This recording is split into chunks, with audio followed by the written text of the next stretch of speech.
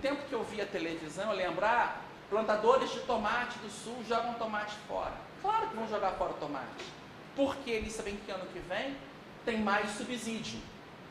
E eles podem desperdiçar. Numa condição de economia sem subsídio, ele errou, plantou mais do que o mercado vai absorver, vende mais barato. A decisão individual do consumidor, nesse ponto, é fundamental. Esses fatores subjetivos de escolhas, de preferências, é que determinam. E aí nós temos aberrações, subsídio à cultura. Não, vou financiar. Por que eu tenho que financiar? Aí fica... Tipo, financiamento de pornô chanchada no Brasil. Sim, a pornô chanchada. O cinema brasileiro hoje cresceu um pouco mais porque reduziram, não tem mais uma Embrafilme. Só que ele poderia desenvolver mais ainda sem subsídio. Se ele competisse.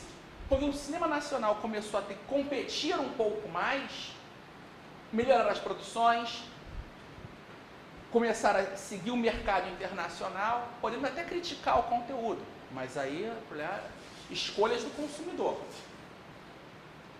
Mas sem essa interferência estatal, melhoraria o processo. Então, essa relação entre utilidade marginal, a utilidade, valor subjetivo, e o subjetivismo metodológico e em relação às escolhas, um subjetivismo fruto dessa incerteza genuína, criada pelo fato do nosso conhecimento ser limitado, é que vai garantir o entendimento da ordem social, uma ordem complexa. Eu creio que já chegamos agora a 8:10. Antes de entrar no ponto que eu vou aprofundar mais aqui, que são as ordens espontâneas, esse terceiro fator de propagação da escola austríaca, eu vou fazer um intervalo para nós voltarmos retomando esse tema e agregando esse novo tema. Bem, então nós tínhamos visto, já voltando aqui, só uma recapitulação.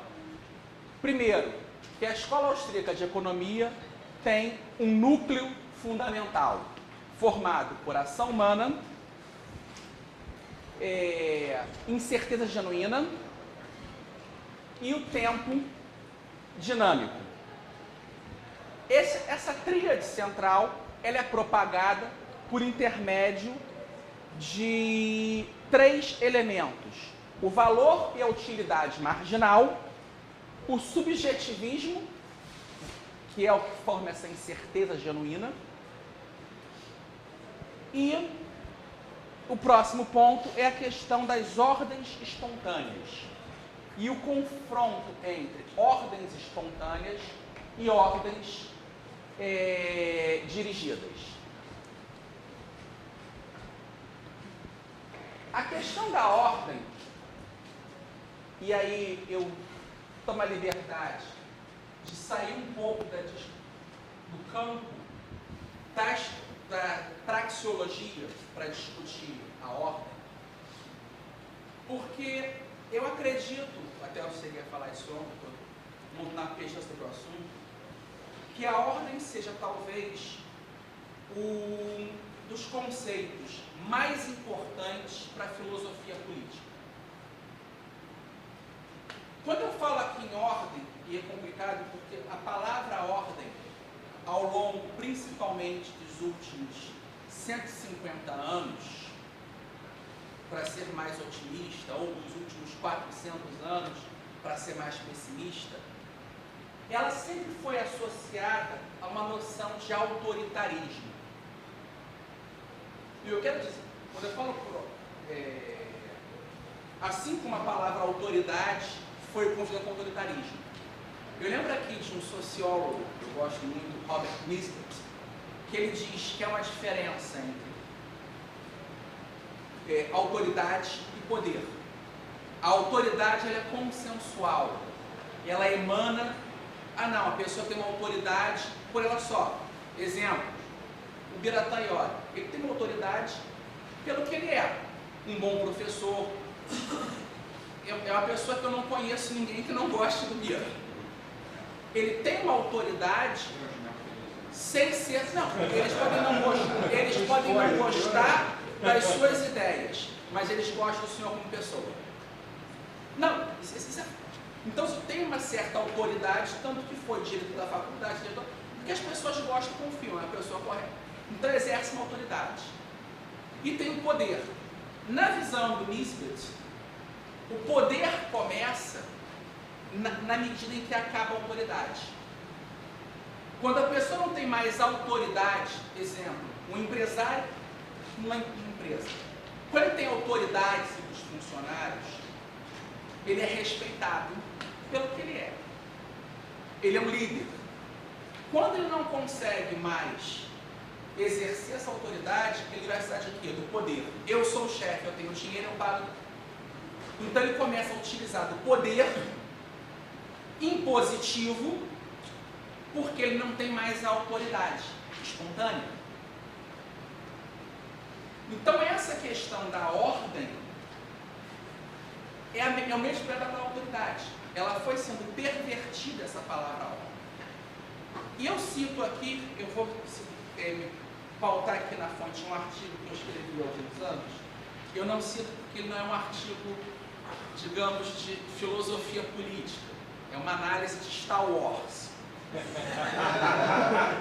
Está no campo do metadrama, teoria literária, mas chega um momento que no artigo eu vou discutir o problema da política em Star Wars. Aí sim, não é nada. E é que eu digo assim, a noção de ordem é vista por Hayek como um conceito indispensável ao exame de todos os fenômenos complexos. Hayek cita isso em Direito, Legislação e Liberdade, volume 1, Normas e Ordem, na página 33. Ou seja, o conceito de ordem é indispensável ao exame de todos os fenômenos complexos. O âmbito da praxeologia é complexo. A catalaxia, as relações de trocas no mercado, é complexo. Então, nós temos que entender essa ordem econômica. É importante entender esse conceito de ordem. Eu utilizei aqui ontem, na primeira aula, a ideia dos 3 sistemas da sociedade. O moral, o político e o econômico. Uso na tipologia do filósofo Russell Kirk no livro American Policy. Segundo esse filósofo, tido por muitos autores como o pai do moderno pensador, do pensamento conservador norte-americano, a sociedade, a boa sociedade, ela se fundamenta em 3 princípios: ordem, liberdade e justiça. O nome dele? Russell Kirk.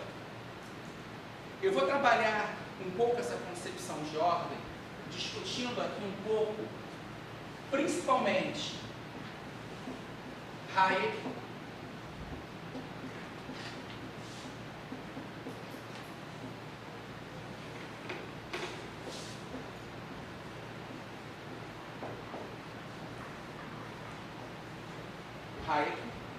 eu vou trabalhar um pouco com um filósofo,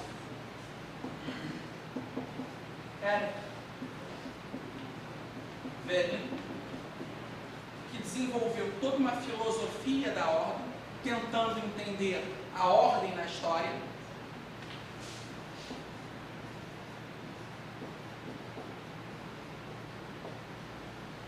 E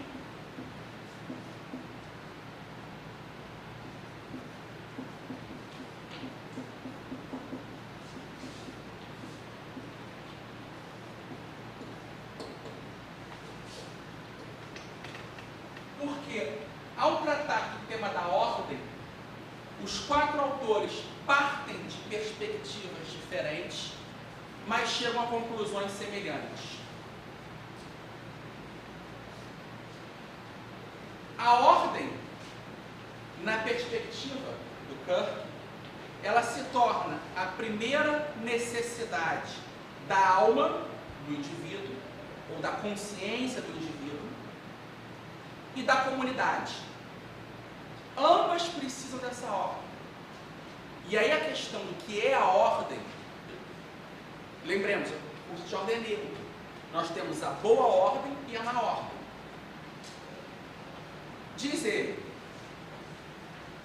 a ordem no campo da moral é a concretização de um corpo de normas transcendentes, de fato uma hierarquia de normas ou padrões, que conferem propósito à existência e motivam a conduta. A ordem na sociedade é o arranjo harmonioso de classes e funções que preservam a justiça, obtém o consentimento voluntário à lei e assegura que todos juntos serão salvos. Embora não possa haver liberdade sem ordem, num certo sentido, há sempre um conflito entre os clamores da ordem e os da liberdade. Muitas vezes expressamos esse conflito como a competição entre o desejo de liberdade e o desejo de segurança. Há um conflito. Até que ponto essa ordem vai existir sem retirar a liberdade individual? Isso é um ponto que a gente tem que sempre se questionar, e isso é um dos temas chaves da filosofia política. Como é possível a vida em sociedade? O homem vive em sociedade porque, Mises diz, não há um instinto natural, é porque evolucionariamente comprovou-se que essa interação social potencializa a ação humana. A vida em comunidade, ela desempenha, nessa visão praxeológica, maiores condições para os indivíduos saírem de um estado de menos conforto para um estado de mais conforto.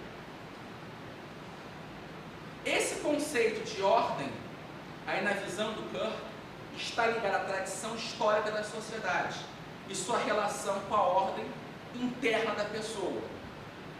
Essa concepção se assemelha em muitos aspectos ao que o Eric Voegelin diz, quando afirma: ordem é a estrutura da realidade como experimentada pelo homem, bem como a sintonia entre o homem e uma ordem não fabricada por ele, isto é, a ordem cósmica.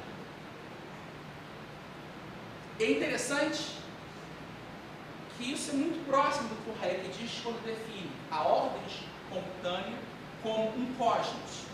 Ela é uma ordem criada pela livre interação dos indivíduos, mas não intencional.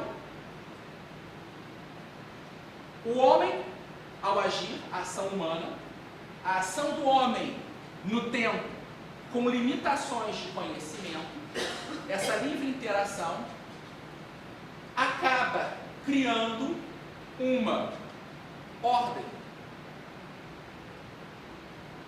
Só que o homem não cria isso deliberadamente. Exemplo, linguagem. Alguém sabe, existem algumas línguas artificiais criadas em laboratório, como o Esperanto, por exemplo. É a mais famosa. Mas é a mais falada das línguas artificiais?